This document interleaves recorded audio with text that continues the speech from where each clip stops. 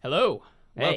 Welcome to the discussion of Pulp Fiction. What do John Travolta, a philosophical man, and a boxer have to do with each other? You tell me. Find out after these. After these messages. Actually, what's his name? The guy. Actor or character? Come guy, on, you got to give me something here. The guy that they're looking for. Butch? What is he? Does he look like a bitch? What's his name? Oh, Marcellus Wallace. Marcellus Wallace is actually the connection to all these characters. I'll answer that one right now. Oh, okay. They're all involved with the mob, or is it? Well, with a rich. I don't know who he is, but bad black man. he's the boss who meets people in like a diner in the middle of the day, so he probably has some sort of a mob. Well, he also just casually fires guns in public, so he's probably connected somehow. And he walks his groceries. Yeah, he's getting donuts, but you know. Oh, okay. Yeah, what fucking mob boss does their own errands? And what guy running away from a mob boss goes close enough to the guy's house or place of business that he would be in walking? It's a great point. LA is a massive fucking city, and they're in a hotel room, which means they probably picked a far location. So you picked anyway. So I wanted to start with the opening scene for obvious reasons, where Honey Bunny chronological or no. Sorry, okay. Yeah. I'm gonna go through this in the order Quentin shows it to you. I love, by the way, that Tim Roth's character is actually called Honey Bunny. Yeah. And his girlfriend's called... No, he's Pumpkin. Oh, he's Pumpkin, and right. She's Honey Bunny. Because that's what they call each other, and we never find out their real names. Yeah. Well, I guess You do find out his name. Jules calls him... Yeah, what does he call him? It's like a Buccaneer name. Yeah, it's not Ralph, but it's short like that. Yeah, it's something weird like that. But I don't think it's his name. I think that's just what he calls him. Nico. No. Yeah. Anyways, so I don't know what a Buccaneer is. So in that scene, they start by talking about how they're never gonna do another liquor store again. Like they're never gonna rob another liquor store, and they're actually right. Like even though they're just kind of bullshitting, they're actually right because you kind of assume that this is like their last holdup, and then they learn their lesson. That's kind of what's assumed. And I just thought it was funny that they're having this big discussion about we're never gonna do it again. You know, we're done with it's in the past. And then Jules like, yeah, it's fucking in the past. Like you put that shit behind you. Yeah, that's right. The opening scene and the end scene are the same. Are directly connected. Yeah. And what's even more interesting about that is that there's actually a minor, but I would say important discrepancy between them. Are you looking up the name of his character? No, I want to know what a buccaneer is. A buccaneer? I thought that was just a term for a pirate. It's a 17th century European French hunter. What? A hunter? Originally European hunters in the Caribbean, yeah. Okay. Interesting. Hunters in the Caribbean. Yeah. So maybe that's why, because in order to hunt in the Caribbean, I imagine you have to go from island to island. Yes. I imagine, but in the first scene that you see, she says, "I'll execute every last motherfucking one of you." And then it comes back and she says, "I'll execute every one of you motherfuckers." So she says it totally differently. Really? Yeah, completely differently. Something that bothers me about the... So are we... This discussion is intended for people who have seen the film, right? Yeah, if you haven't seen Pulp Fiction, pause, go watch it. Yeah, okay. It takes 2 hours. I just want to make sure on how we're presenting this. But the last scene kind of bugs me because it's almost like Tarantino wasn't sure you would make the connection that they were in the same diner.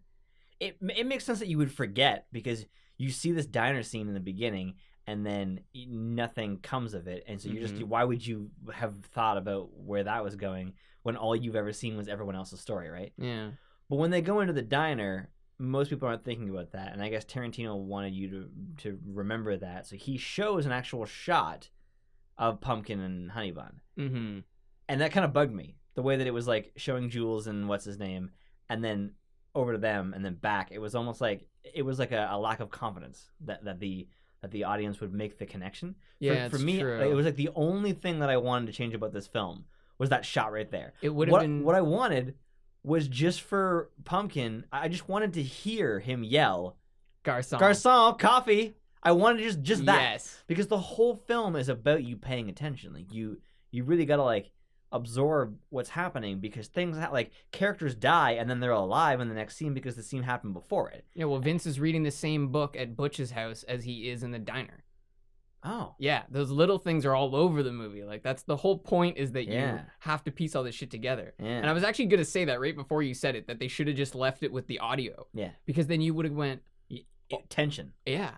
But what's even cooler is that you actually see Jules in the opening scene. Really? Yeah. He's just sitting there, cool as a fucking cucumber. He's like, the whole time he's cool as a cucumber. Doesn't even move. And what's interesting is that Yolanda, that's her name. Oh, okay. That's her actual name.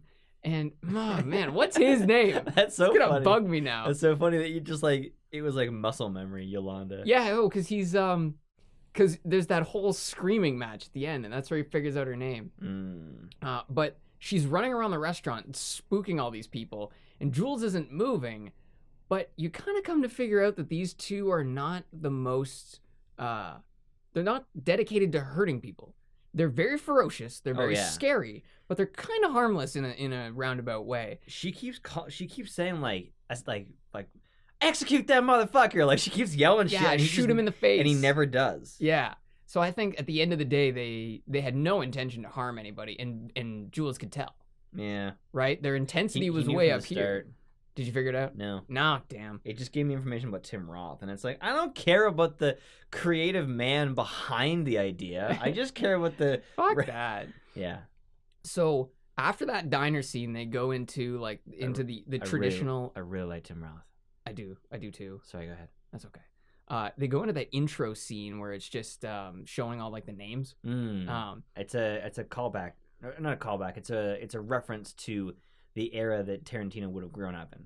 Right, and what the movie was supposed to be sort of mimicking on the whole, kind of. I don't know about that, but like credits used to be at the beginning of films.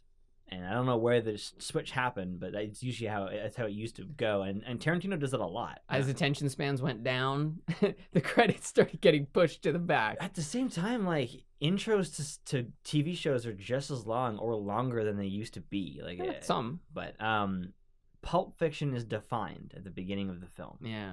But it's defined in two separate pieces: what pulp is and what fiction. Is. Yeah. And pulp is like just like a ball of mashed up, like, malleable paper, and fiction being a story. And but there was another definition to pulp that was more important. What's that? And it was sort of like a cultural magazine that's sort of filled with nonsense and bullshit. So this is a mashing of stories as a cultural statement in the form of fiction. Yes. Right. Yes. Which is why the whole story, like, the name comes from all of the characters having connecting storylines. Yeah, it's like, well, the story is like a big pulp because it's just all fucked up. It's a mash of stories. It doesn't actually have, like, movies generally end with the characters you've spent the movie with in, like, the shot, essentially. Like, you'd see, like, an Avengers film, and it's like, all the Avengers are like, things went well. In this film, almost none of the characters from the show are in the last couple of moments. And then the ones that aren't even alive. Technically, yeah. Well, the last moments of the movie are not the chronological final moments of the story. In fact, it's like half. If you told this story in order, it would be kind of shit. I don't think it would be as good. I really don't. Well, it just wouldn't have the same impact. It would open up with them going to the apartment. Yeah. And then after that, there'd be the bar scene. Cleaning it up. Yeah. And then after that bar scene, Butch. No, the bar scene. You're right. They had to clean up the brains. Yeah, that's right. The bar scene is after the diner. Because he still has the briefcase, which he's bringing to Marcellus Wallace.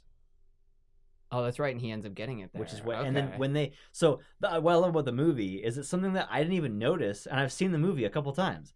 When they go to the diner, they're just in new clothes. And there's no explanation because you find out later that they had to change their clothes because they got covered in blood. Sorry, you never noticed that? I think I noticed it one of the times I watched it, but not this time. Oh, okay. Like, to me, I was just like, because I've seen the movie. Yeah, I'm not like zoomed in on like what's happening. I'm just kind of like, they're talking to whatever. Well, and Vincent Vega, by the way. That's why Paul is just like, what's up with them clothes, man? That's right. Someone does say that. Yeah. Well, I think it would have been good still. It just wouldn't have had the same impact. I just think the way he laid them out, it doesn't feel like, all right, when are we going to get to this? Because they come in this order that like your brain isn't able to think about what's next in a way because it's unrelated, right? It's just like you go from one scene and the next thing you know, Christopher Walken's talking about an ass watch. I forgot about Right? that. So I watched the two halves of the film like a week apart. Right. So I watched the last hour I watched today. And the first hour and whatever I watched like a week ago. So I totally forgot about that. In his ass. It's a great scene. Well, so when the film finished, so I watched it with my girlfriend. And the film finishes, and they walk out the door of the diner, Jules and Vince, and she just turns to me and she goes, "So everyone just had a really shit day?" And I started laughing because that's what the movie's about, a really bad day for a couple of people. Even Winston Wolfe, is that his name? Yeah, the wolf. Yeah. Even he was at like a bar mitzvah or something. Like he was at some sort of event. Who knows? That he had to just take off. Yeah. But I think that's what he does. Basically, everybody had an awful day. Yeah, and that's Pulp Fiction subtitle: The Awful Day. Even Bruce Willis's girlfriend, because he yells at her like twice and throws things around the room. Well, and imagine how stressful that is. You have to leave your home and you don't know what's going on, and he's not telling her everything. So yeah, pretty rough day for everybody. What's his character's name? Butch. Yeah, Butch Coolidge. Butch. And so the scene that they do the credits, there's music playing, and then you hear that like radio. Yes. Because that music is actually on the radio in their car, and it changes. Which is awesome. It is such a beautiful way. That's always the thing that I can't. I still struggle with Mitch Show, is finding a way for a song to lead to another one, which is why Mitch shows are only my voice with a little bit of game sound in the background, because I still don't know how to like effectively use background music to blend it, because I use other music, right? And that blending is hard, yeah. So I don't know how to do that. So what I do is I just use me talking with some gameplay sound, and then just song plays, and then back to me talking. You know what you should do? You should put this sound in, man. I know, because it's not appropriate, and you don't see it in most movies. Like most movies don't do that, where you have a title sequence song followed by another song that is like touching, like they don't touch together. Yeah. The volume drops off, but you can still hear it in the car very clearly when they're having their Royale with cheese conversation. What you often see is like the intro having a song, and then it fades, and then the new song starts. With this, it's like a transition in one moment. It's really good. Well, and it also means that they don't have to play the end of the song, which is generally lower energy than the rest, right? They go right from the best part of one song to the best part of another, because it's one radio station to another. I just thought that you can actually tell that the movie has started before the credits are over, right? You can tell they're in the car before the credits are done. He's such a brilliant man. I love such a brilliant man. Yeah, as a creator, I haven't watched this film since being a creator, so it was really cool to watch. Like Tarantino does so many weird things that other people try so hard to do, and it comes out so flat. He does. I don't know if this is what I'm just kind of like picking up. I'm pretty sure his scene transitions are not dipped to black. I'm pretty sure he's actually closing the camera aperture. Really? Because it feels like it's coming from the outside in, and like fading in a weird way where it feels like a lens trick, not a post-production edit thing. Huh. Interesting. I don't know what he's doing, but I'm pretty sure he's closing the aperture, which is like how they used to do it. I'm pretty sure. One of my favorite, I guess, effects that they did was when he goes to meet Uma Thurman, and it shows that like warrior-esque shot of her mouth right next to the microphone, so you can only see her lips talking into the microphone. Huh. And that's exactly like the Warriors, right? Because the whole time that person calling out over the radio, you just see their lips. Yes. And I thought that it was something about, I think that's why it's Pulp Fiction, because it was sort of just this mash of all these different cultural references. Well, there's even the diner is a mashup of all the references from a different era. Literally. Yeah, that's so true. What is it called? Like Flapjack Slims or something like that? Jackrabbit Slims. Yeah. So Tarantino does a couple like recurring ideas in this film, and some things he would then go on to do in a lot of his movies. If I have the chronology right. So one thing he does a lot in this movie is reflection shots. Instead of filming just the person, he films their reflection. Really? In like usually in just mirrors. There might be more complicated shots I can't remember, but I remember like 2 or 3 times there's like scenes being filmed where like the characters are looking at each other through mirrors, or you're looking at them through a mirror, right? Yeah, well, there's that scene where Vincent's in the bathroom. Yeah, that one. Oh, that's a good point. Yeah. And then another thing that he does is a misunderstanding over what somebody is talking about. So like, it'll be like, fuck, I don't have an example, but like, Butch and his girlfriend, she has some like war movie on, and he's like, it's a little early, and she's like, for the war movie, and he's like, no, for this thing. Oh yeah. There's a few of those. It happens like 2 or 3 times where it's like, I can't remember the example. It's like, actually a good one was so when Mia overdoses and he takes her to Lance's house, and he's like, you gotta stab through her breastplate, and he's like, I gotta stab her 3 times. No, you don't gotta stab her 3 times. You just gotta stab her once. You gotta do it hard. Well, what I mean is very specifically, somebody misunderstands what someone's talking about. What they're referring to. It's like, it's like, that has to go, and it's like, she needs to stay. It's like, not the girl, like that kind of thing. Yeah. Like there's like 2 or 3 times where that happens. Yeah, it's too bad neither of us can come up with an example. There was another one where he says, the big man asked me to take care of his wife, and Jules goes, take care of her? And he like puts a gun to his head, and he's like, no, fucking take her out. Yeah. Okay. So speaking of that scene, my favorite part about that scene probably is when they show up, and he's like, how many guys, or he goes, man, we should have fucking shotguns for this deal. He goes, how many guys do you think are up there? And they start counting them out, and he says, you think there could be up to 5 guys in there? And he goes, probably. Man, we should have fucking shotguns. It's just all of the rhetoric in all of his movies.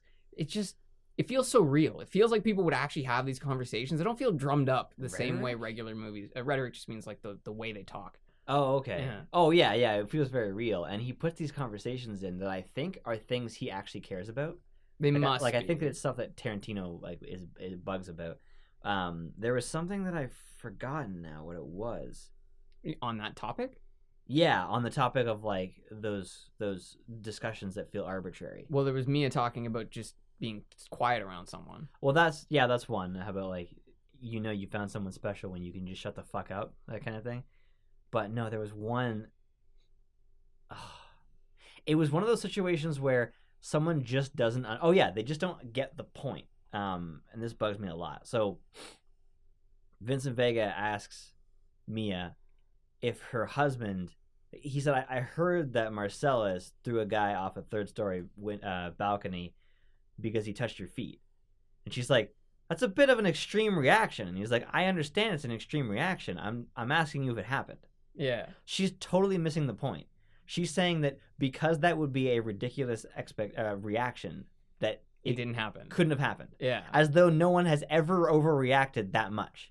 And as if her husband isn't a murderer. Right. And that bugs the shit out of me when I'm telling somebody about like, like someone might do this, and they're like, that doesn't make any sense. And it's like, it doesn't have to make sense if someone wants to do it. Like, people don't always do things that make sense. Kids eat Tide Pods. So, right. Now this is pod racing. So like...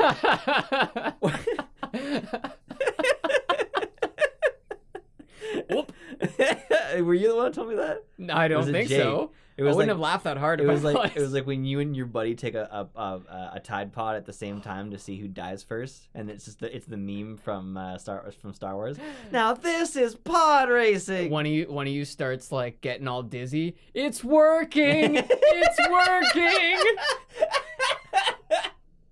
Don't eat Tide Pods. Yeah, not advisable. Shouldn't have to tell you that, but yeah, that kind of thing happens all the time. The story is filled with conversations that don't have any relevance to the story, but help reinforce the characters being real. And they use a lot of uncut audio, and I love that.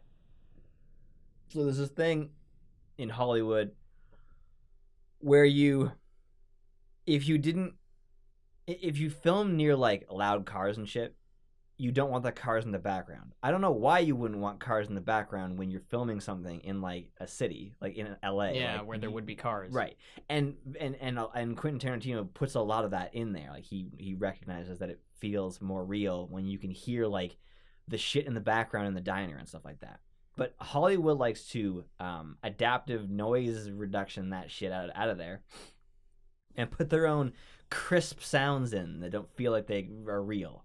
And this film does a lot of that. You can feel like you can hear people breathing and like weird little mouth noises they make and like the sound of like cloth like rubbing up against other things. And like when they're in that hallway before they walk into the room, they stop and he's like, "What time we got?" And he's like, "Oh, this is time." And he's like, "We got a couple of minutes." So they walk down the hall and continue having a conversation. I've never seen a film take that kind of attention to detail. Yeah. Where like that's what people do. Like people don't always show up exactly when they're supposed to. Sometimes they have to wait around for 5 minutes. And he did all kinds of little things like that. So they show up at the restaurant and she says, "I have a reservation for Wallace." And he starts checking the list and then she says, "We reserved a car." And he goes, "Oh, a car." And he starts checking a different list. Like the tiniest thing. Oh yeah. The guy was checking one list, he had to check another one. It's so trivial. It's like that but it adds to the world. It builds it. It's like that Futurama moment where where Fry misses the button. Yeah. And he's like, "Oops." One thing I did notice though is there must have been budget discrepancies in this movie because there's the scene where Jules and Vince are driving at the start, and when they're driving with Jeffrey. Yeah. Marvin. I don't know how, anyways, all those driving scenes, they're clearly outside on a road. You see things going past them. And then Butch gets in this fucking night taxi to hell, which has these like set lights in the background that are just like wobbling around. Yeah. It was very weird. That scene popped out to me too. It felt very weird. Very weird. Green screened in. It almost felt like it should have been a subway or something, like some other mode of transportation. I was like, what fucking part of LA is that bouncy? But that he wouldn't be bouncing around the way the background is. Yeah, that's so true. The background's moving like 6 inches up and down in the glass, and he's changing. He's like flirting with that girl, and I forgot who his girlfriend was. I thought that was his girlfriend. I don't know if he was really flirting with her. He kind of was. Like she was putting it on more than him. But well, she was kind of freaky. She like really wanted to know. I want to know what it's like to kill a guy. Yeah. It's like, okay. I like that she's the smallest character in the movie, and yet she has this huge personality to her. And at the end, he's like, "So what are you gonna tell someone if they they ask about your fare? Tell them the truth. It's 3 well-toasted Mexicans." Esmeralda, like he puts all this extra attention to detail that really makes it feel like you're watching something happen rather than watching someone put on a show. That's how I felt about Game of Thrones. I felt like we were coming right into a story already happening that has been building for years. Yeah, seasons 1 through 6. And will continue for years. Yeah, when we're gone. Hopefully. Yeah, when we're dead and gone. Yeah. So they have that conversation about shotguns, and then they go upstairs and they start having that conversation about what happened to Antoine. Yeah. Oh yeah, and he's like, "So tell me about." I thought it was really interesting about Vincent Vega doesn't watch television. Like he basically doesn't know anything about it. Yeah. To the point where he's willing to totally like stop the conversation instead of just going along with it for the story to flow better. Which is how people are. Like, yeah, absolutely. I lie all the time just to keep things moving forward. Yeah, in the tiniest ways. Because it's not necessary. Where it's like, you know about this thing? Yeah. Yeah. I don't know what that thing is, but I know you're going to explain enough to me in this moment that I'm just your gonna next 4 sentences will tell me. Yeah, the flow is going to move forward. Like I don't really need to know what it is, so let's just keep moving forward. And I just love the way he shuts Jules down, because Jules is trying to say that a foot massage is not a sensual thing, and he just stops him and he goes, "Would you give a man a foot massage?" Right. Fuck you. I thought that was interesting because a foot massage is like that. I would say any sort of massage is fucking weird with someone else's girlfriend. Like unless they're like really good friends before you were there, and even then, it's still kind of weird. Yeah, exactly. A foot massage is even more. Like a foot massage, I would say, is like it's like the bridge between a non-sexual. And that's what Vincent was trying to say. Right. And I just It's, like, loved how it's damn close. they started with this really aggressive conversation where Jules is like, ain't no fucking ballpark. You know? It is not the same thing. They're totally separate. And Vincent finally comes around to probably the most eloquent point in the conversation where he goes, all I'm saying is you put your hands on another woman's feet, you're gonna have to expect a reaction. Right. That's just the nature of the beast. And I love how Jules just goes, that's an interesting point. And then they go fucking murder some people. Just the calmness that he manages to have. So my understanding of this scene is that Marvin is their inside man. Yes. So he lets them in. Which, I mean, they were going to get in anyway, but I guess they just do it in like a more smooth fashion. But they're about to shoot people with loud guns, so it's not like they were exactly aiming for smooth. But why are they asking what Marcellus Wallace looks like? Is it because these men aren't supposed to know what Marcellus Wallace looks like? No, not at all. No, it's they're sending a message. Oh. Yeah. So they definitely know what Marcellus looks like. You mean like he's just fucking with them? Yeah, he's fucking with them. Oh, okay. Yeah, they're trying to make it as horrible as possible. Oh, he's saying like, it's kind of like when someone says like, do I look like a bitch? It's like, does Marcellus Wallace look like a bitch? Exactly. Because what you did makes it seem like you think he looks like a bitch. What ain't no country I ever heard of? Speak English, goddammit! Oh my god, there's so many great lines in that very short interaction he has with Brett before he shoots him. Do they explain why they're killing those guys? No. The idea is that they were supposed to either procure or create something for Marcellus Wallace, and they did not come through on their side. Likely they got paid and never delivered. That's my guess.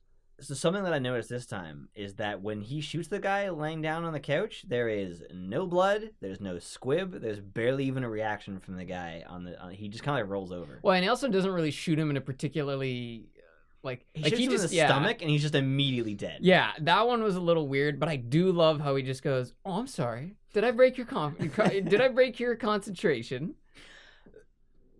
You've seen that guy who you've seen those vines where the guy makes it look like people are like drinking and eating shit off the TV, where he puts a drink in front of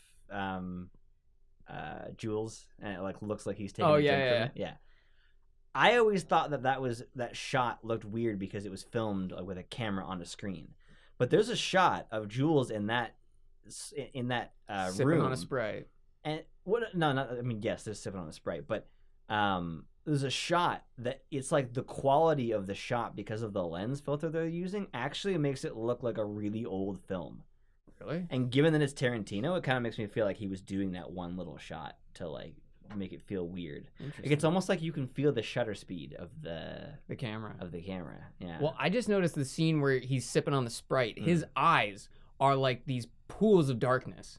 It's really mesmerizing. They're really dark. I remember that too. He almost doesn't look like Sam Jackson in that shot for a brief second. That's what I like about Sam Jackson, though, is that he's constantly changing what he looks like. His roles are so varied, where like the fro he has in this film is so weird. Like, it took me like a couple minutes just to adjust to hit what he looks like. Is that what they call a Jerry curl? I believe it is. It might be. I'm pretty sure that's what they call a Jerry curl. I don't know. Yeah. I wasn't alive for much of that era. Much of the 90s anyway. So honestly, I only know that from a really crap joke. Well, actually, this is like 80s, the Jerry curl. But I only know it from a joke from the early 90s that I heard in the 2000s. So yeah, it's not something I'm familiar with either. I should say I wasn't conscious for the 90s. Right, you were around. Yeah.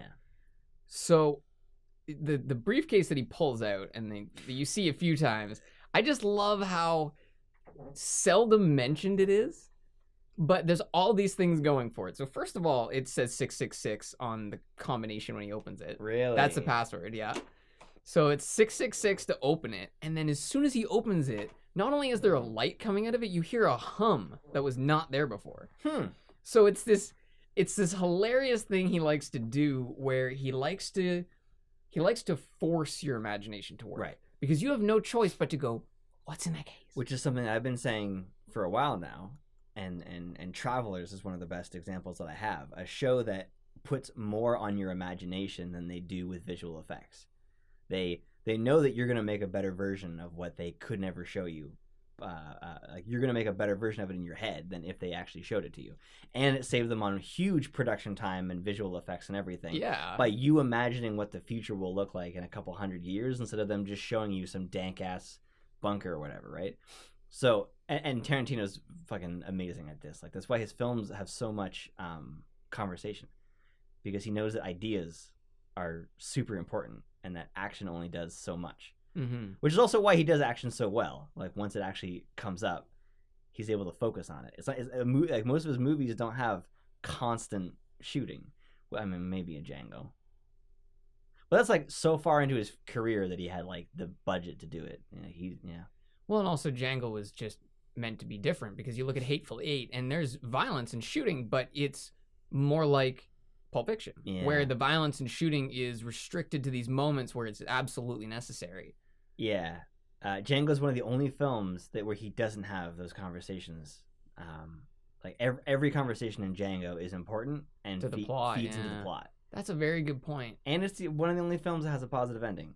It's also one of the only films that occurs over such a long period of time. Most of his films are like, so Reservoir Dogs, maybe a day. Yeah. Pulp Fiction, 2 days. Yeah. Hateful Eight, a day, right? So that's actually really common for him to have these bottle-type episodes. Yeah. Movies. So, but back to the briefcase. Right. That is probably him making a joke about an old writing mechanic, which is used to this day, called MacGuffin, which is a thing the characters are after for whatever reason. So in Lord of the Rings, it's the ring. In help me out here. What is another class? Hey man, you came up with another this example of MacGuffin. In Infinity War, the stones are the MacGuffin, right?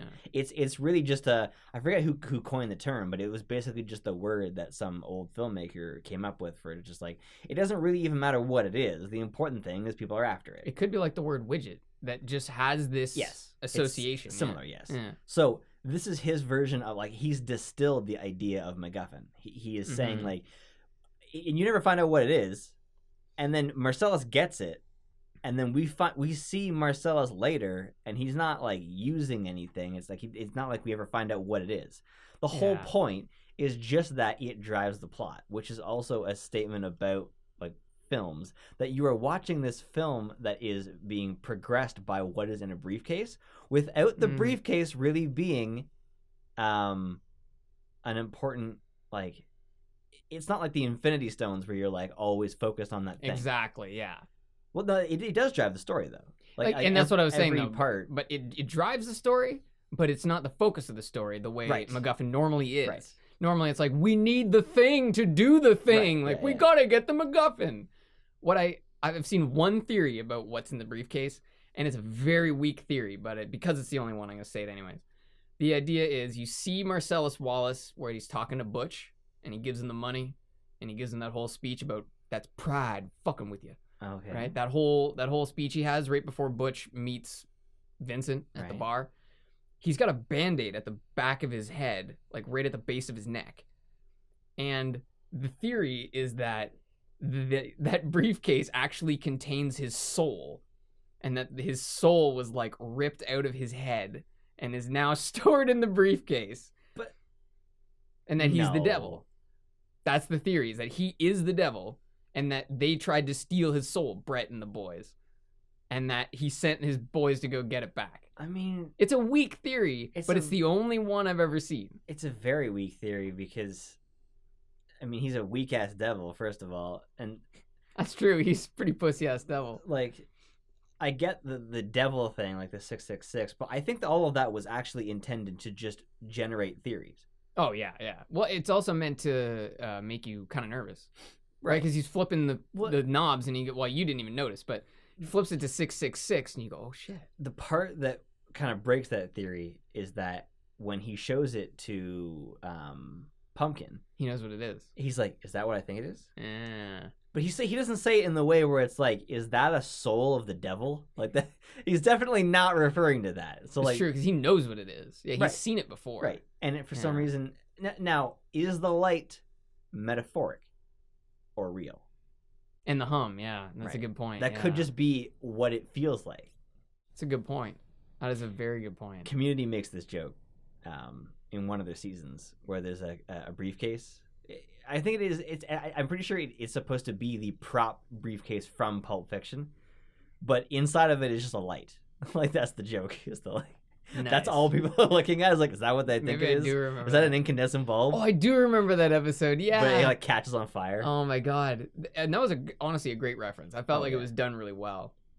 So, and now I want to talk about how much of an idiot Vince is, because 80% of this so movie dumb. is based around him being a moron. So, first of all, he's always getting himself in trouble. Like, he goes to buy heroin, and he insults the guy's wife. He's like, is she the one with all the shit in her face? Yeah. He's like, well, actually, that's my wife. You're in the house with like 3 people. Exactly. You shouldn't assume that they don't know each other. He somehow. took a 50-50 shot, and he fucked up.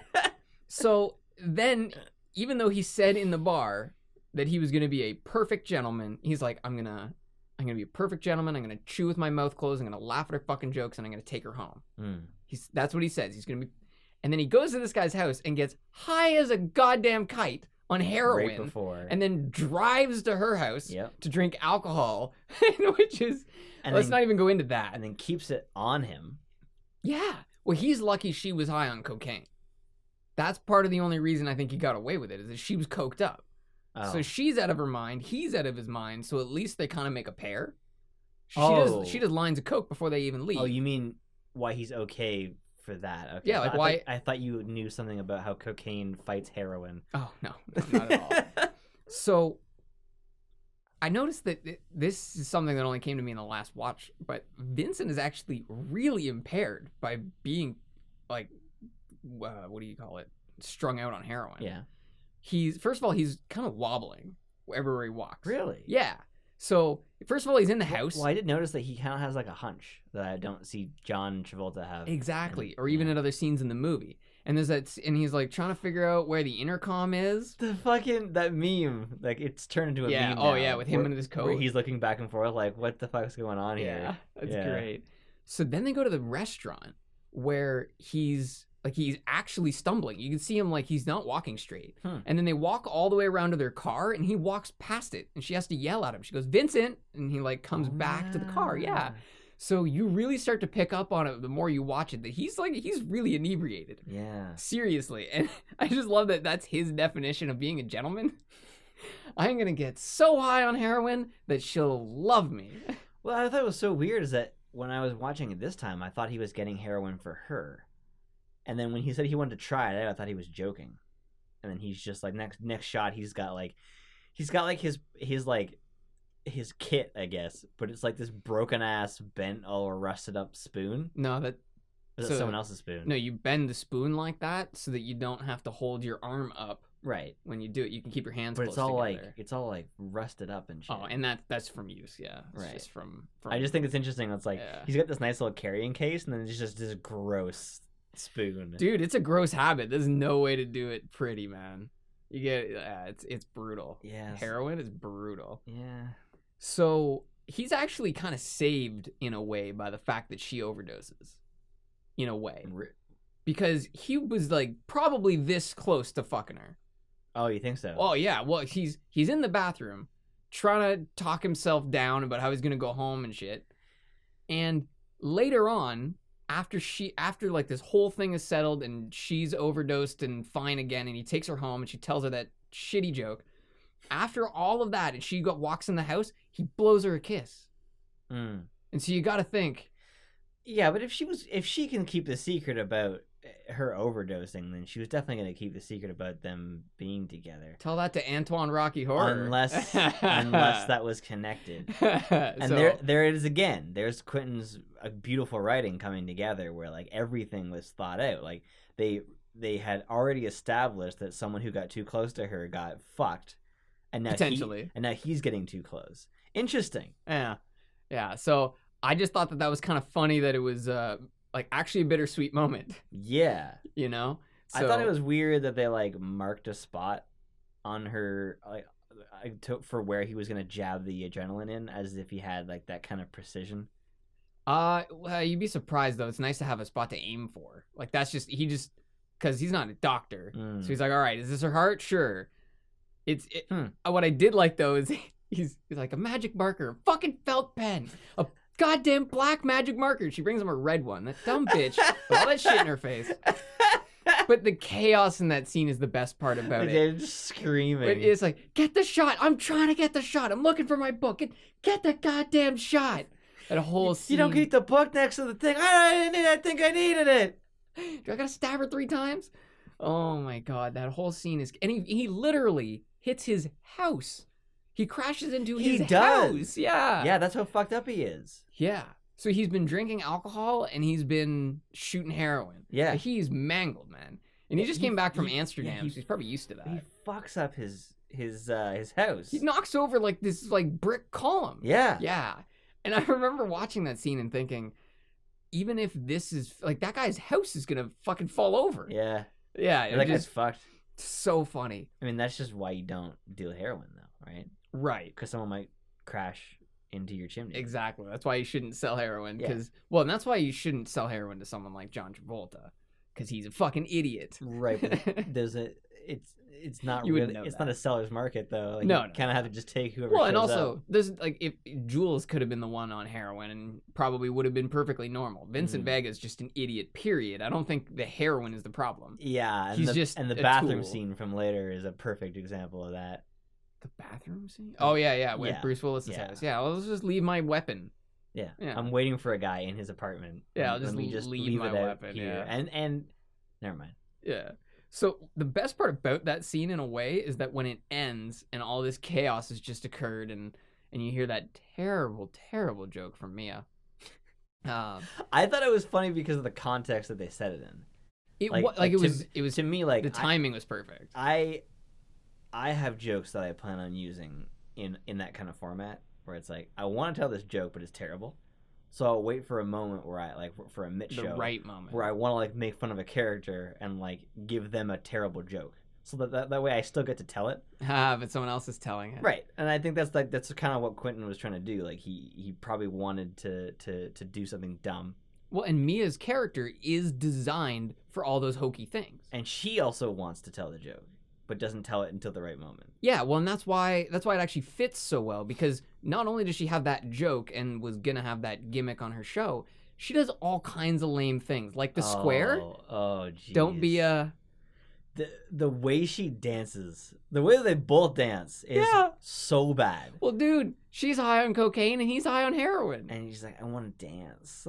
Yeah, and it just the way his arms go up and down and they take their shoes off. Oh man, that and the way that her great. feet are like it's like this weird like back and forth thing. And at the same time though, he starts doing the they used to dance like that, man. And shit. Oh, it's so well, funny. and it's also kind of a reference to Saturday Night Fever, Right. which John Travolta's in. Yes, but she's done a few other things that I've started to pick up on the more times I've watched the movie. So there's the lame joke, the square that she makes, but then one of the best ones is she's telling him where the intercom is, and she goes, warmer, warmer, disco. She doesn't say bingo, right? So her character is designed for Quentin Tarantino to fit all the dad jokes in. Right. That's what she is. Disco. Yeah, disco. Does it just rhyme, or is it something I'm not getting? No, I think the idea was like that was you're part of it. The disco's hot. Exactly, it's like a groovy era. So like, right? It's so lame, man, but it's perfect, and it fits her.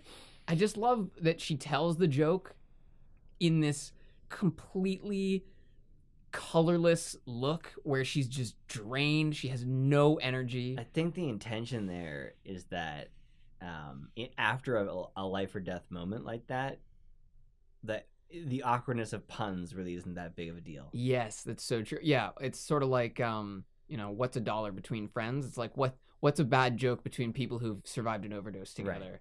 Right. And yeah, you can't tell anyone about this joke because then you'd have to tell them the context. Right. So it's kind of this... I've done that a couple times where I've like went to tell something and I'm like, oh fuck, that's connected to something I can't talk about. I know, that's actually the worst sometimes. And you just... and you're halfway through and you're just like, and that was it. Yep. Hey, Mitch, that joke wasn't funny. I know. Thanks. It's rude. I know. So you were talking earlier about how Quentin Tarantino likes to put in these things, these like his own personal ideas. And the girlfriend, Fabienne, Butch's girlfriend, I don't know why I said it like that, but anyways. I love her accent.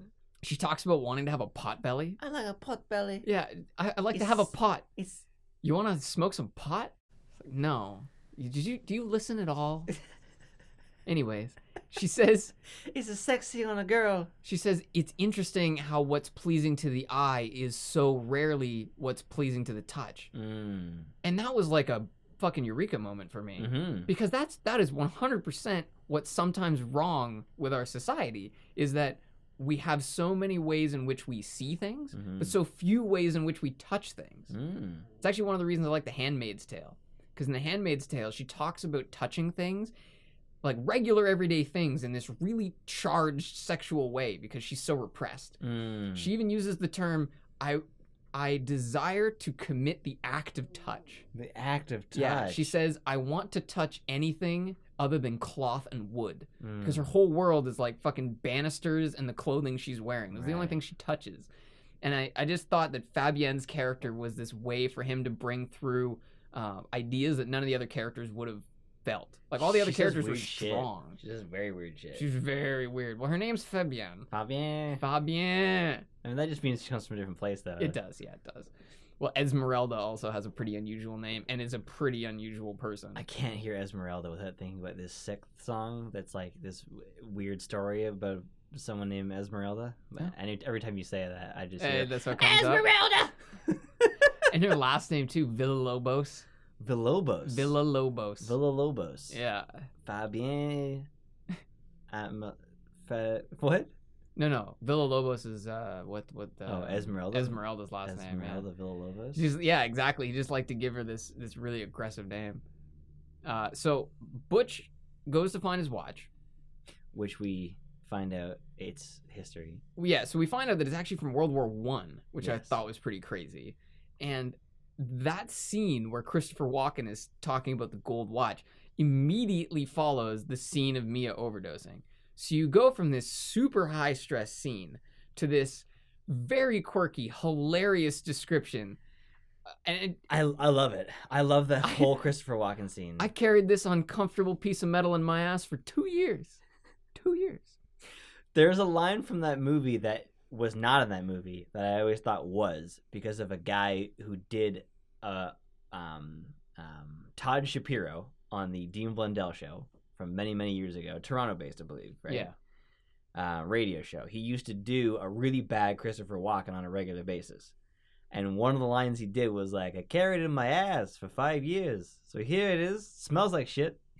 And I always thought that was actually in the film until I watched it this time. And I'm like, he just doesn't say that at any point. Not at all, yeah. But it's like, he was like, this guy in World War I had it, and then he brought it to World War II, and then he brought it to Vietnam, and then he got captured, and then he gave it to me, and then I put it in my ass, and I gave it to you. Probably the best line is when he says, and he kept it the only place that they couldn't get to it. Yeah. His ass. You do a much better Walken than me. I just really... Like, it's good that you don't see the kid's reaction. Yes. But it would almost be good if you could see your own reaction when he says it for the first time, because it's just wide-eyed, jaw drop. I really appreciate Tarantino's lack of fear of having characters say derogatory names. Oh yeah. Like several. There are several racial slurs, including Tarantino saying them himself. Yeah. Which shocked me because I had forgotten about that scene. Did you see entirely. the sign on my lawn? Yeah. I forgot about that. Yeah. So I mean, it's, if you're gonna tell a realistic story, you should have characters speak the way they would, especially for the time period. It's like not. It's like depicting like Nazi Germany without the swastika because you have to censor it. Like it's part of it. It's part of the idea. It needs to be there. So to have a character who went through Vietnam, who lived in a prison camp who doesn't use these derogatory terms wouldn't make any sense. Yeah, it seems unlikely. Like, of course he would say it that way. In fact, in that time period, it wasn't really even an offensive thing to say because it was just like what you said. People hadn't thought of it that way. Yeah, people weren't worried about offending what they considered the enemy. I do like your ability to have that whole discussion without mentioning any of the words. Yeah. It's very impressive. It's it's a creator technique.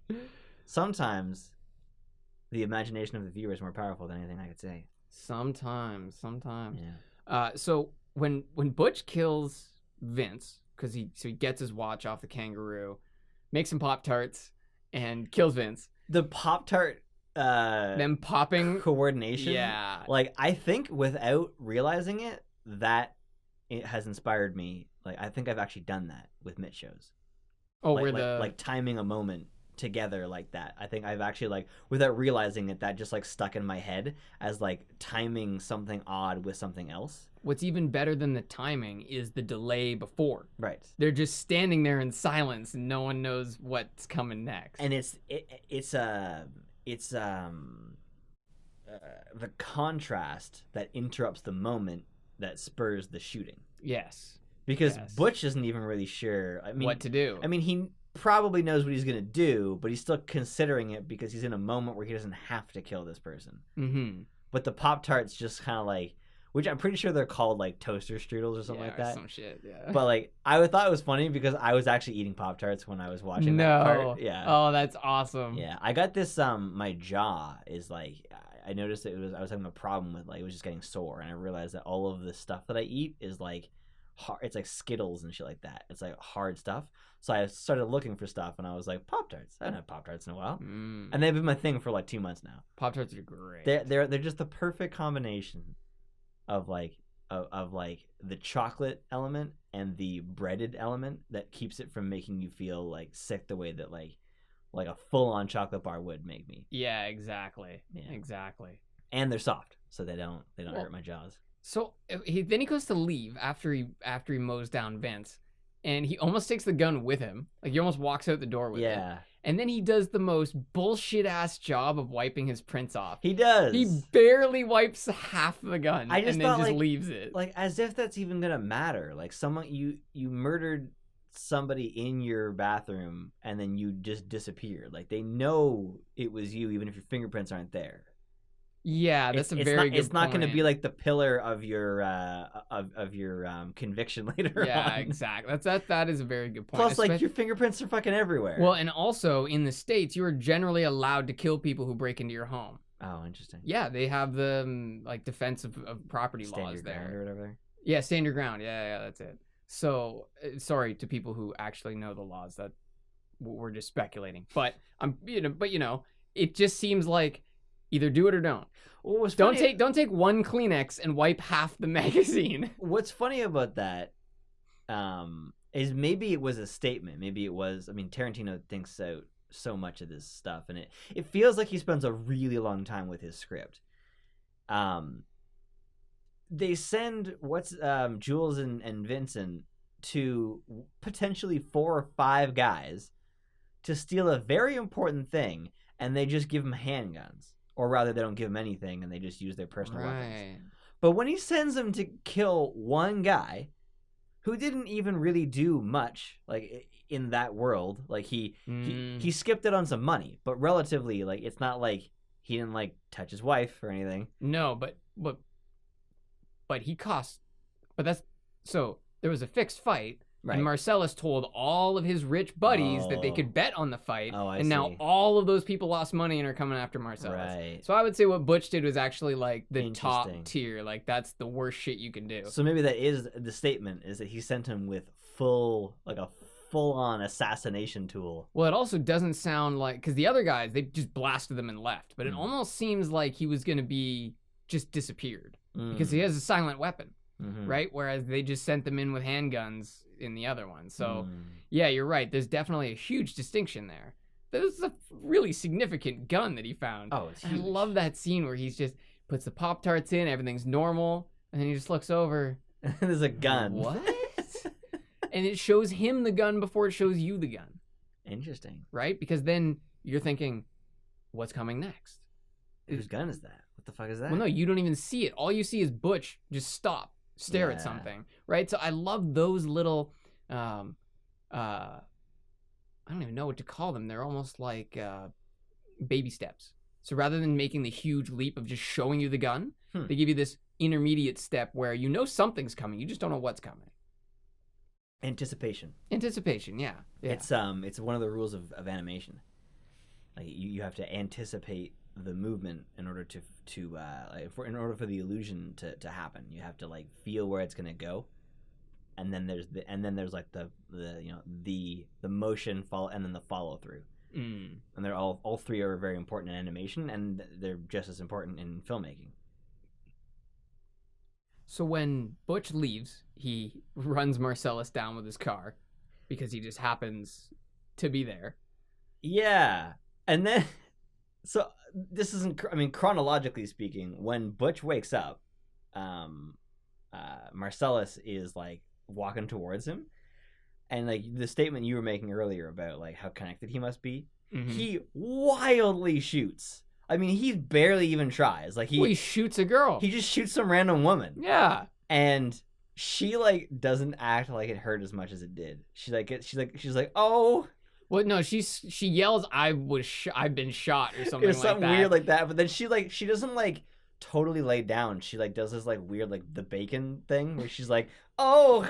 I just felt it was like kind of funny where it was almost like she was in shock. Like she was like, she must have been. She was like, well, that was unfortunate. Like she did not seem like. I just love how the concerned crowd of people vanished instantly when he pulled the gun out. Yeah, which is I'm sure how it happened. And this is one of the most believable moments where a character is running from someone with a gun and doesn't get shot, because it's like in every fucking TV show and movie ever where people just shoot at the main character and they just don't get hit and there's no explanation for it. Yeah, but Marcellus is shooting downwards. In this, like Marcellus is like he just got hit by a car, so the fact that he's even walking at all is like he's already like pushing himself way beyond.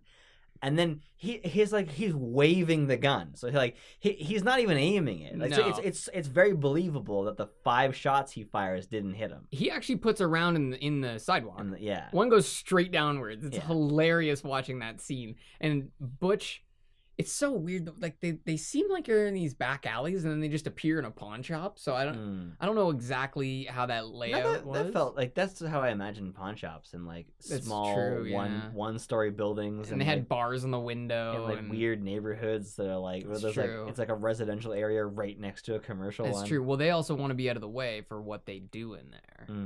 So they get captured by these weird dudes. Marcellus gets dragged off into another room, and I love how Butch like breaks out from the chair and the gimp starts making noise, and he knocks him out like he's not even there. He just like he was just flipping a switch, just boop, gone. Yeah, I mean he's a professional boxer and just killed someone in the ring, so that makes sense. Oh right, he's a boxer. Exactly. And then he goes upstairs to go get his weaponry. And so I actually have the list here. So he gets a hammer. That's not good enough. So he gets a bat. And that's not good enough. So he gets a chainsaw. And after the chainsaw, he finds the katana. And obviously, which you're going to stop on the katana. I mean, you can then connect that katana to Kill Bill. Yeah, but his love of like Japanese imagery or weaponry or whatever. Right. Which is all from, as far as I know, 2001's Battle Royale. Oh, really? A film about Japanese kids that get kidnapped, put onto an island, filled with guns and weapons and all that. Really, shit. That's where his inspiration came from. Yes. Interesting. That's where his that's where he got like his love for the Japanese schoolgirl assassin. Yeah. In Kill Bill is basically a direct reference to character rip from one of the characters from Battle Royale, who it gets way more into it than most of the other kids does. Interesting. Did you know there's also a Japanese version of Reservoir Dogs that came out before Reservoir Dogs? I didn't. But there's a movie called Django. It was a Western film called Django from 1960. But it was a different plot line, though, right? I don't know what it was. So this Japanese movie was actually the same plot as Reservoir Dogs. You mean so he just took that idea? It's basically like I don't know. Maybe I got to be careful here. It's basically how you had PlayerUnknown's Battleground, Okay. And then Fortnite came out. Oh, okay. And it didn't steal Fortnite's idea. Or, sorry, it didn't steal PlayerUnknown Battlegrounds' idea. It just did it better. Right. It was sort of like... So someone already made like a version of Reservoir Dogs? Yeah, that was really, really similar, but he took it and made it actually good. That's actually the Warriors. Really? Yeah. The Warriors comes from an ancient Roman or Greek myth. That's right. Of like 500 right. Spartans that got caught in enemy territory and had to fight their way back. And it becomes 12 gang members in New York. Well, it's like so the I think it was Wisecrack who made the whole connection, and they took the saying that like good it's like good artists borrow, great artists steal, and that expression itself has been stolen and like reworked a whole bunch of times, and like they don't even know where it comes from, and it's like it's got like 4 different versions of it, and like no one's sure like who said it, and maybe it was Steve Jobs. I don't know. Collaboration's the key to progress. But the point was, that the story of the Spartans just kept getting stolen. Like someone just kept taking that idea and doing their own thing with it, and just over years and years and years, it eventually turned into a story about gang members. Wow. Just like somebody had that, someone saw something and went, wouldn't that be interesting if you did it in New York? There's a line in that that's actually very similar to a line in this, where they're like downtown, they realize they're stuck, and this guy's like, shit, man, I wish we was packed. Should have had shotguns. Should have had shotguns, You're gonna connect that to Sparta? Oh, where it's like, shit, man, I wish we had rusty old swords. Oh, man, if they had those shields, they would have been fine. If they had those massive bronze shields. Oh, that's right. Only the girls is packed. Yeah. Well, packing means you have a weapon at all, actually, it sounds like. But the rest of them, there's not a lot of guns in that movie. Just the Lizzies and the guys who warriors. Those are the only 2 people that have and actual just the guns. one guy. Just the one guy. Yeah. Well, and also there was an era where Bottlefingers. Jimmy Bottlefingers, they used to call him. It's interesting because that era, or at least the era they're depicting, they're all using what we would call melee weapons. It sounds like a crude term, but anyways, hand-to-hand weapons.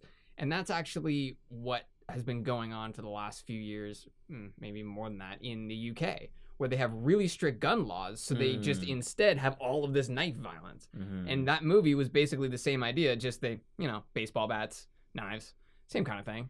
Well, it's just a more interesting film. Oh, yeah. When There's no way that's how it really was at any point.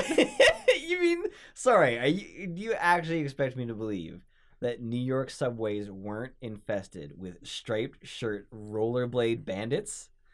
Because I just don't want to believe that version of history, all right? I just really wish there was some sort of merger that took place between the baseball Furies and those rollerblade guys, because they would be the most deadly gang in the world. I want somebody to make a modern version of it, where like dudes are coming out and like dabbing on people. It's like the Plank Gang. And then one group, they just come out, eat Tide Pods, and just fall over dead. They don't even fight you. Or they make you eat Tide Pods. They just like throw them at you. Yeah, they've got Close your mouths. You know those pop guns that just shoot a little rubber ball. Yeah, they have Tide Pods in those. Just pop, pop, pop, pop, pop. They're just like close your mouth. They're shooting the statistics out. They're like 6 times as many adults get. Got a vaccine gun. Oh no! Let's not go there. The subway would be infested with anti-vaxxers, and they're all sick and shit. They're like spreading typhoid. I saw a post today that said, I don't understand why you never hear from 2nd generation anti-vaxxers.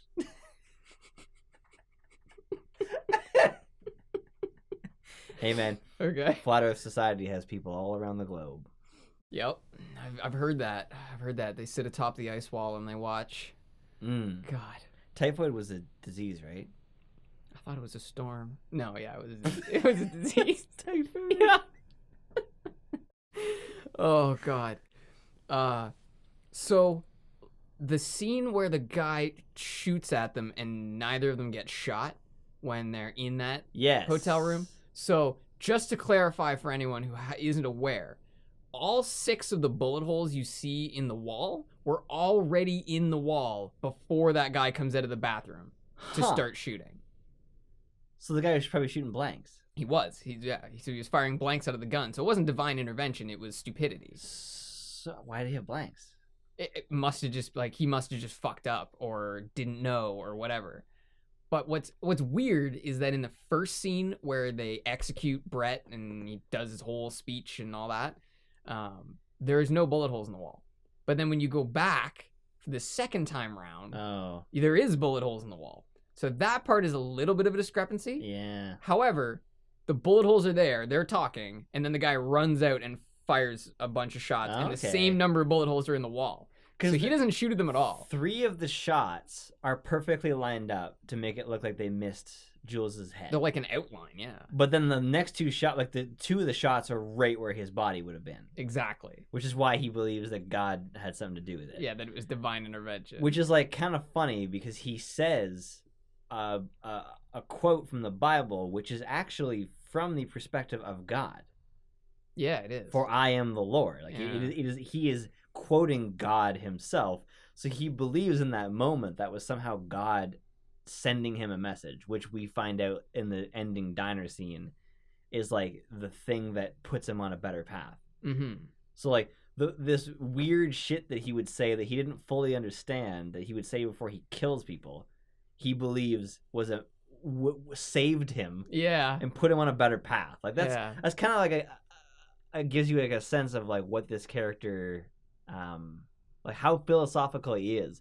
He doesn't really think about like the reality of his situation. He's so focused on how many different versions of reality there could be. Yeah, it's true. Well, I just like that Vincent is correct about it being a freak incident. Right. But not that the bullets missed them. There just wasn't bullets. Right. Right. So it still was kind of like a fluke in a way that they are okay. Because if that guy had bought the right bullets, they'd be dead. Right. Yeah. So, and I also love the blank stares that they give him when that happens. They just don't know how to react. They didn't even react to him shooting them. They just like, they were just going to take it. Well, because they were assuming they were dead. Like right. your brain, it's fight, flight, freeze, right? And they just froze for a second. And then once they realized he wasn't going to shoot them. But the scene right after that has one of the most memorable lines for me. Oh man, I shot Marvin in the face. And he says it with no remorse whatsoever. He's like, oh man, I shot Marvin in the face. He did. It's nothing. It actually shocked me, and I knew it was going to happen. And I love it. I love because suspense to me is like one of the most powerful things in a movie.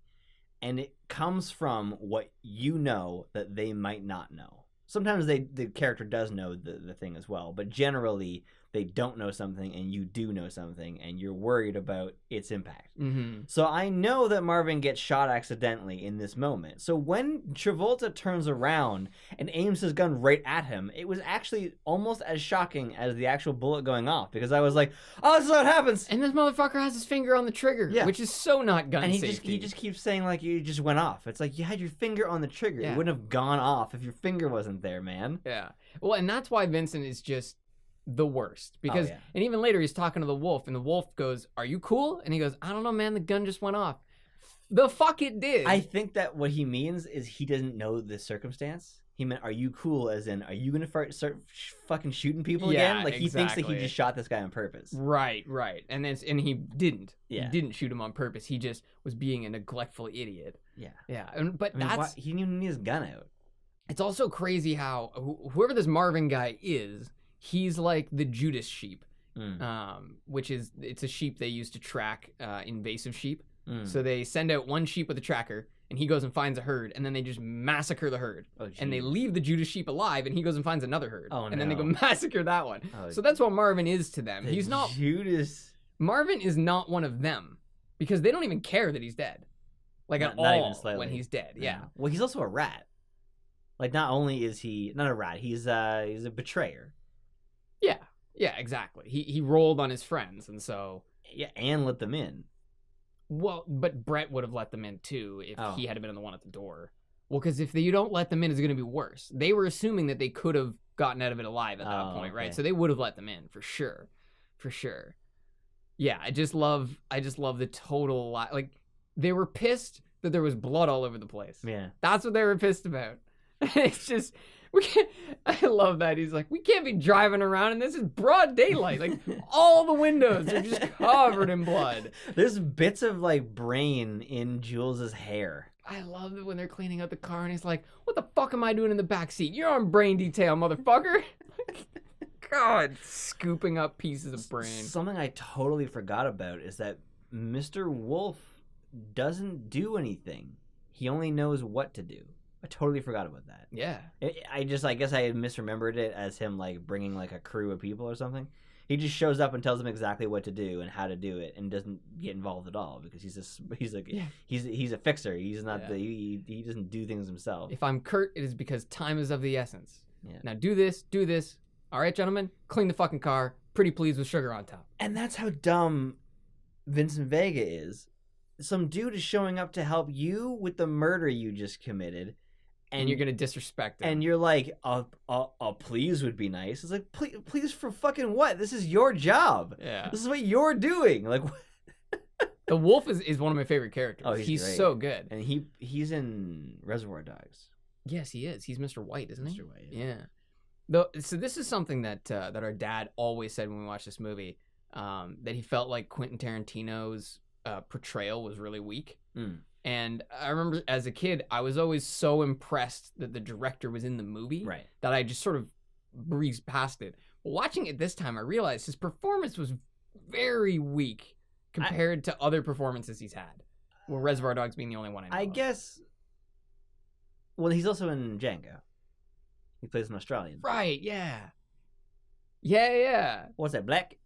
Yeah, Cousin man. Black. He's good, actually, in that. He's good. Yeah. I liked him. Oh, he's very good. But in this, it just felt, everything was drummed up. Everything felt like way too blown out of proportion in his character. I actually had no problem with it. I totally believed it. I actually felt like the character was weak. I think that was the point.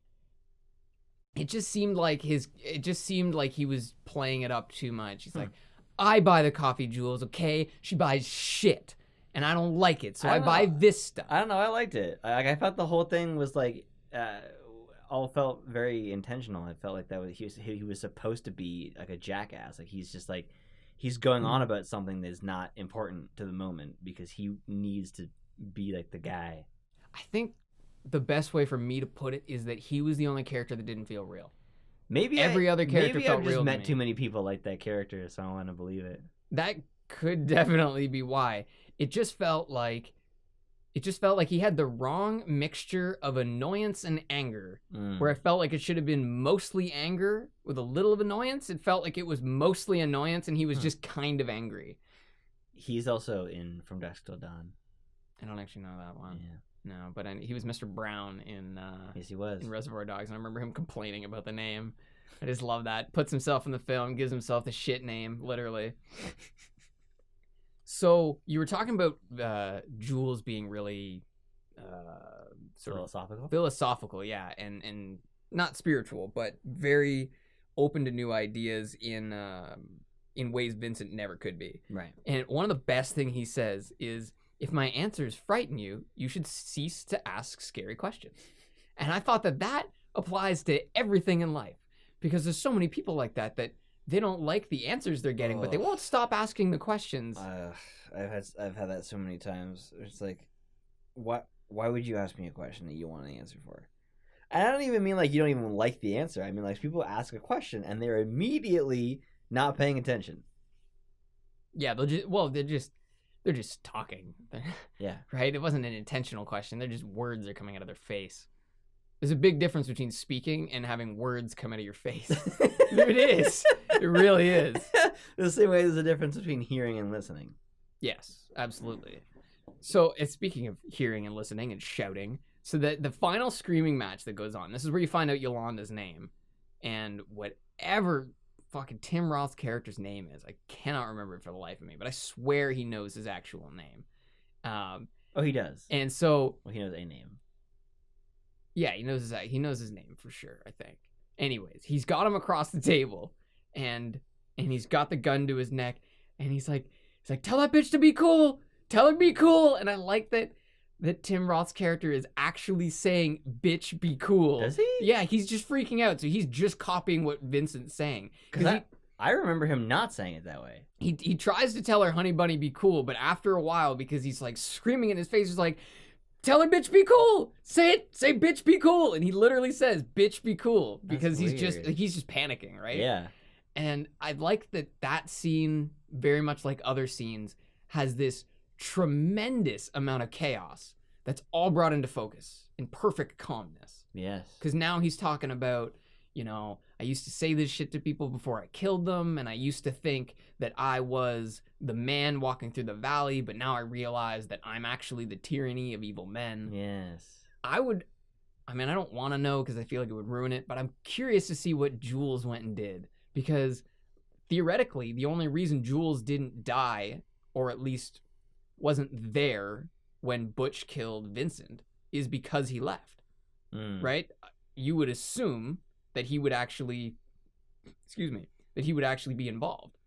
Because Vincent actually walks up to Marcellus at the boxing thing with Paul, the black guy from the bar.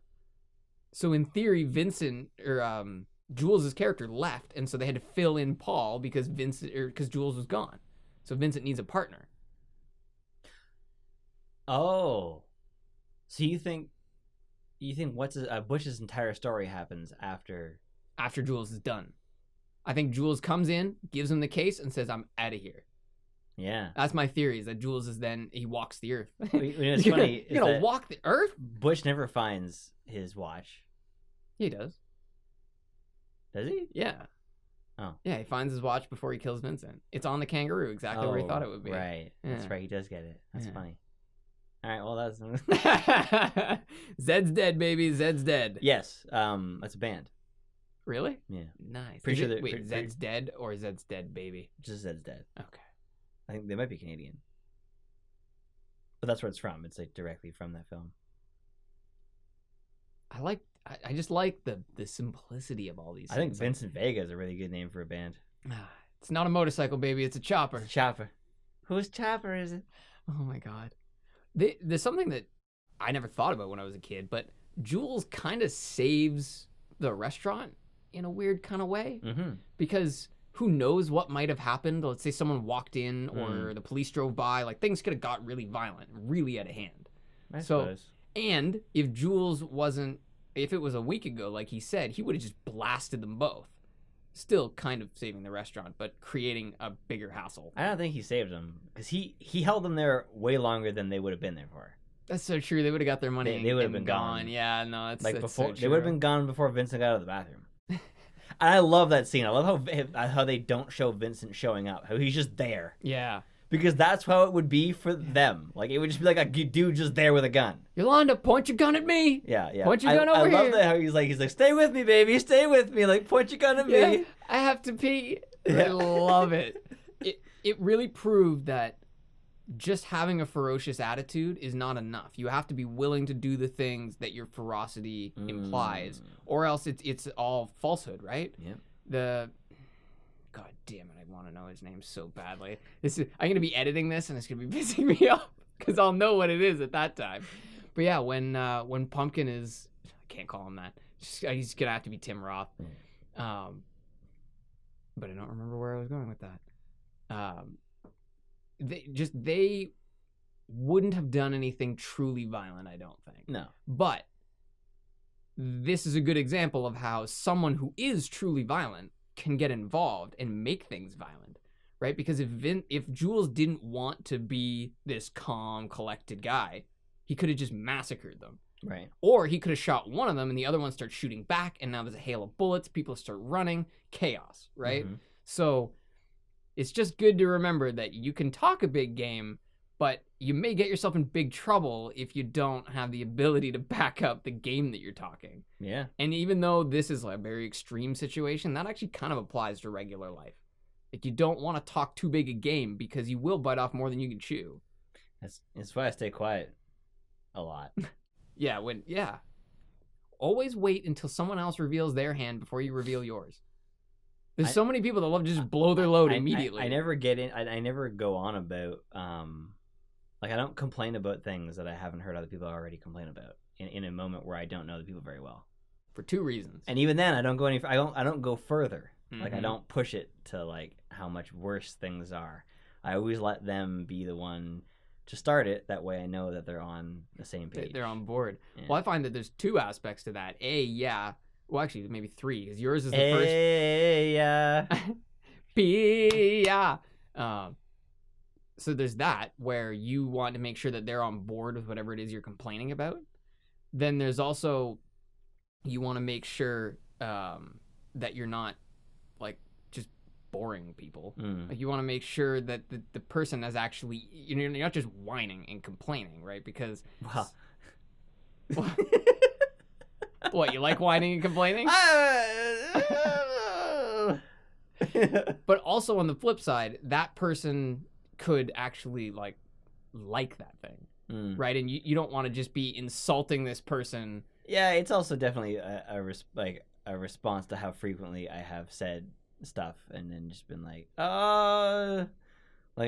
there was the last job that I had. I used to forget all the time how many people there know people who used to work there. So you complain about almost everybody got a job there as a recommendation from someone who already worked there, and I forgot about that shit all the time. Close ties. And people used to people would be there for like a week, and they'd just be this like fucking idiot that you knew for a week, and you'd say something, and they're like, "Oh, I know that." It's like I got the job here. Well, didn't you also say like that lady's kind of a bitch? And this guy goes, "Oh, that's my wife." In high school, yeah. I was like, man, I'm glad that woman's gone, man. And he's like, yeah, that's my wife. Oh, she's gone having our baby. Oh no. Yeah. Oh no. Well, you actually kind of pulled a Vincent Vega. Is she the one with all the shit in her face? Yeah. But probably my favorite though is when I was talking to this dude and I was like, man, we used to have this one guy who would do all this bullshit, and he's like, dude, that's my roommate, and I'm like, and how is he? Like, that's a sitcom scene right there. I hammed it up because I knew that he didn't care that much, and he's like, I don't fucking care. Like, well, if he's not working here anymore, he probably is an asshole. Jesus, it's just so funny. Like you forget how people's connections, which I guess is a full circle around to the film. Exactly. Which appears to be more unusual connections than normal, but really everybody's connected to Marcellus Wallace, with the exception of Bunny and Pumpkin. Yes. Yeah. So pretty much, Mia is his wife. Mm-hmm. The people in the apartment are people who fucked him over. Butch is part of his ring. What else is there? Mr. Wolf is his man. Yeah. Whoever Tarantino plays is somehow connected to... No, he's just a friend of Jules. Right. So I don't think he's actually he's connected. like one of the only characters who's not directly connected. Exactly. And then I guess Esmeralda. the heroin people. Yeah. The heroin dealer is connected to... Well, they're connected now. Vincent. But almost like the main connection, if you made your like a big like a web, a board with like red strings, that everyone's connected to him by at least 2 degrees, right? Right. Everyone knows someone who knows him, right, or is close to someone who's close to him. Yeah, it's a fantastic film, and it doesn't get old that quickly because of the format. I find, because the way the story is laid out, it feels like each new piece is fresh, even though you know the storyline. I think I just realized another thing that I think that has been like subtly inspired me is the way that he will he will focus on something that appears to be not important. So like he calls one of the chapters is called the Bonnie situation. The Bonnie situation, which is like 3 words that you would not have picked up on otherwise. Yeah. When he's like, man, this Bonnie situation is getting pretty bad. Like you wouldn't have picked up on that if he hadn't written it out that way. Oh, dude, that's how we name our episodes Bros Play. Yeah. It's just like 3 words that were found together. Yeah. It's pretty much what it is. Because at least the Golden Watch made sense, and yeah, that's so true. I remember reading that and thinking, who the hell is Bonnie? Yeah. But then, yeah, you do figure that out. Oh, man. Definitely worth a rewatch if you just finished this and you're thinking about it. Do it. And if you can, drag someone else into it with you. They'll appreciate it. Or at least they'll see a bunch of people have a bad day. Shut the fuck up, fat man. This ain't none of your goddamn business. I wanted to somehow work that line. Oh, what's it? What is that? That's it's in the end in the diner. And the manager's like, just give him what he wants. Don't make any problems. So shut the fuck up, fat man. So I know your goddamn business. I totally forgot about that line until I was watching it. Oh, such a quotable movie. Okay. It is actually a quotable movie. Big time. Yeah. Big time. Well, and it's referenceable too. So leave your comments in the spot below. Tell us what your favorite quote was. Or Please don't even do this as a joke. Or take the test to find out if you're a Vincent Vega. Or a Mia. Or a... I want to be a Jules, or a man. Marcellus Wallace. But seriously, or a bitch. If you enjoyed this, please tell your friends about it. Yeah. Next time, if it's cool with you, next time we will be back with A Quiet Place. What? Fuck yeah, man. Ah! I was actually going to suggest that. Then there you go. There you go. Yeah. Next time we will be back with, well, probably a lot of silence, actually. So